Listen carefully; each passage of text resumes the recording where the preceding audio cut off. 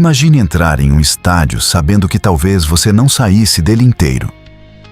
Imagine uma partida de Copa do Mundo em que socos, chutes, cusparadas, expulsões e até policiais precisaram entrar em campo para conter os jogadores. Agora imagine que tudo isso aconteceu diante de milhares de torcedores e milhões de espectadores ao redor do mundo. O mais impressionante é que essa partida não envolvia duas seleções consideradas rivais históricas. Ela foi disputada entre Chile e Itália, durante a Copa do Mundo de 1962. Até hoje, aquele confronto é lembrado como um dos jogos mais violentos da história do futebol. Um jogo tão brutal que recebeu um nome próprio: a Batalha de Santiago. Mas como uma simples partida de futebol se transformou em uma verdadeira guerra dentro de campo? Para entender essa história, precisamos voltar alguns anos. Em 1956, o Chile foi escolhido para sediar a Copa do Mundo de 1962. A decisão surpreendeu muita gente. O país não possuía a infraestrutura das grandes potências do futebol da época. Mas os organizadores chilenos tinham uma frase que se tornaria famosa: "Porque nada temos, faremos tudo." Era uma demonstração de orgulho e determinação. O país queria mostrar ao mundo sua capacidade de realizar um dos maiores eventos esportivos do planeta.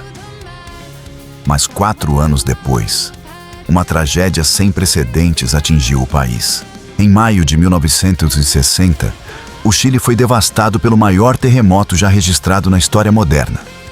O terremoto de Valdívia atingiu a impressionante magnitude de 9,5.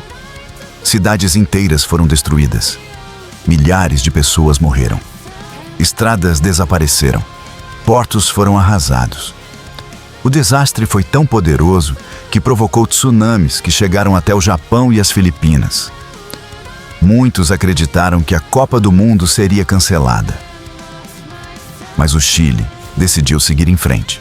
Reconstruir o país e realizar a Copa tornou-se uma questão de honra nacional.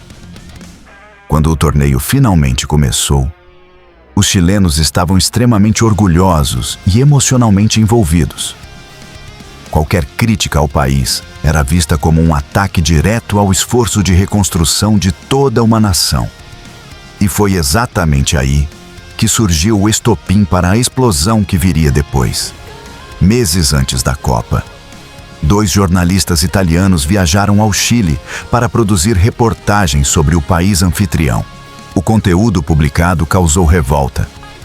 Os textos descreviam o Chile como um lugar atrasado, pobre, caótico e cheio de problemas sociais. Algumas reportagens chegaram a retratar Santiago de forma extremamente negativa. Os jornais chilenos reagiram imediatamente. A imprensa local passou a atacar a Itália e seus jornalistas. O clima foi ficando cada vez mais hostil. O que deveria ser apenas uma partida da fase de grupos começou a ser tratado como uma disputa de orgulho nacional. Quando as seleções finalmente entraram em campo no dia 2 de junho de 1962, a tensão já era enorme. O Estádio Nacional de Santiago estava lotado. Os torcedores chilenos transformaram o ambiente em uma verdadeira panela de pressão. Desde os primeiros minutos, ficou claro que algo estava errado. As faltas eram violentas. Os empurrões aconteciam longe da bola. Os jogadores discutiam constantemente. A partida parecia prestes a explodir a qualquer instante. Com apenas 8 minutos de jogo, o árbitro inglês Ken Aston expulsou o italiano Giorgio Ferrini. Mas Ferrini simplesmente se recusou a sair. A situação ficou tão caótica que policiais precisaram entrar no gramado para retirá-lo à força. Era algo praticamente impensável em uma Copa do Mundo. Enquanto a confusão acontecia, a torcida enlouquecia. Mas aquilo era apenas o começo. Pouco depois, o confronto ganhou contornos ainda mais violentos. O chileno Leonel Sanches e o italiano Mário David começaram uma sequência de agressões. Em determinado momento, Sanches acertou um soco no rosto do adversário. As imagens mostram claramente o golpe. Mesmo assim, ele não foi expulso. Pouco tempo depois, Mário David tentou revidar com um chute brutal. Desta vez, o árbitro mostrou o caminho do vestiário. A Itália ficou com apenas 9 jogadores. A partir daquele momento, o futebol praticamente desapareceu. O que se via era uma sucessão de entradas violentas, agressões e provocações. Diversos jogadores terminaram a partida machucados. O árbitro perdeu completamente o controle do jogo. Décadas depois, especialistas continuariam debatendo se aquela foi a partida mais violenta já disputada em uma Copa do Mundo. Existe uma curiosidade fascinante ligada a esse episódio. Ken Aston ficou profundamente marcado pelo que aconteceu naquele dia. Ele percebeu que havia uma enorme dificuldade de comunicação entre árbitros, jogadores e torcedores, especialmente em competições internacionais. Anos depois, ao observar um semáforo enquanto dirigia em Londres, teve uma ideia simples e genial.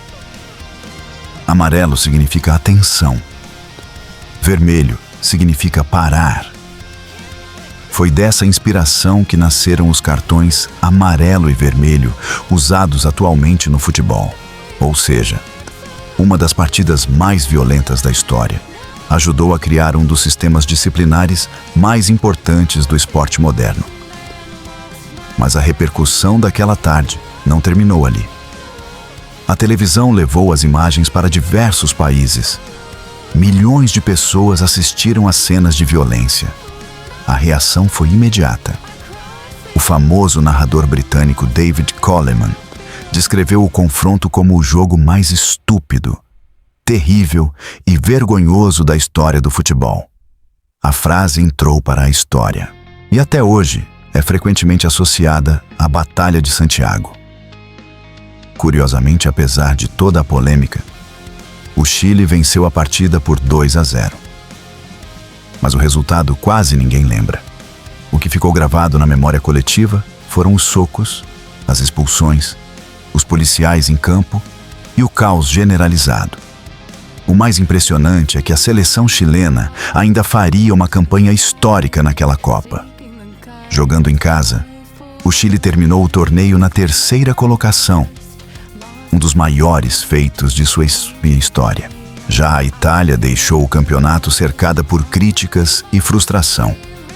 Mais de 60 anos depois, a Batalha de Santiago continua sendo estudada não apenas como um evento esportivo, mas como um exemplo de como fatores políticos, sociais, emocionais e nacionalistas podem transformar um jogo de futebol em algo muito maior.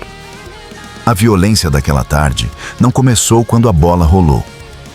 Ela começou nas manchetes dos jornais, nas provocações, no orgulho ferido, na tensão acumulada entre duas nações. E talvez seja exatamente por isso que essa partida continua tão fascinante até hoje. Porque ela mostrou que, às vezes, o futebol não é apenas futebol. Ele pode se tornar um reflexo dos conflitos, das emoções e das rivalidades humanas mais profundas. Mas e você? A Batalha de Santiago foi apenas uma partida que saiu do controle ou uma demonstração de como o esporte pode se transformar em algo muito maior do que um simples jogo? Deixe sua opinião nos comentários.